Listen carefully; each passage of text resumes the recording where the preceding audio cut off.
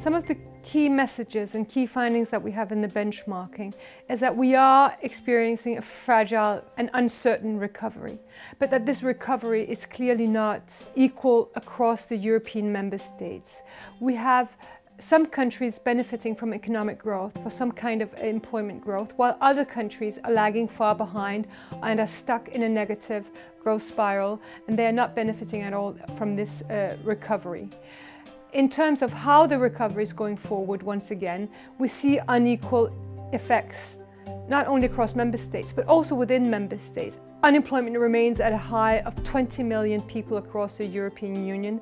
Working poor is on the rise, and we still have the youth unemployment as being one of the main issues that we haven't really been able to deal with in an appropriate manner. So it's really a time to look at this fragile and uncertain recovery and policy-wise try to better coordinate to make sure that it actually encompasses the entire European Union and all workers in Europe. We come from a crisis, we all know, which was very deep.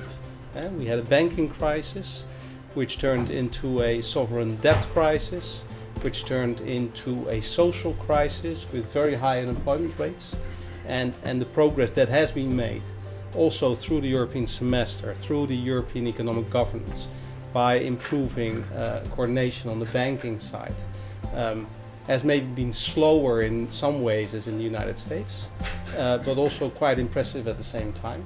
We have I would say, a very positive look forward to the near term, but also challenges. Another challenge is demographic change. You know, everybody says we need more economic growth, but for economic growth you need either more people in the labor market or more productivity, higher productivity.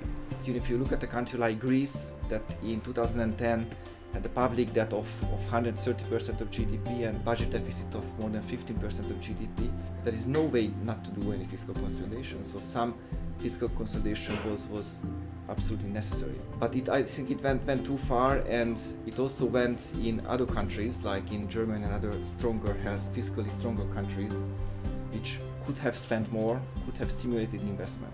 In various statistics and various graphs, we could see that we have an ongoing divide in Europe. And we have a lot of member states which are the poorer ones, where we have bad working conditions and they are worse than others, and there is less investment, there is less collective bargaining coverage, there is less social dialogue, and I find that very worrying. And my main concern is, if we do not act immediately and substantially and fundamentally change our policy on that, then the divide will become even bigger, and that endangers the whole European Union as a political project. This benchmark report is, in its presentation, very clear, and it delivers clear messages.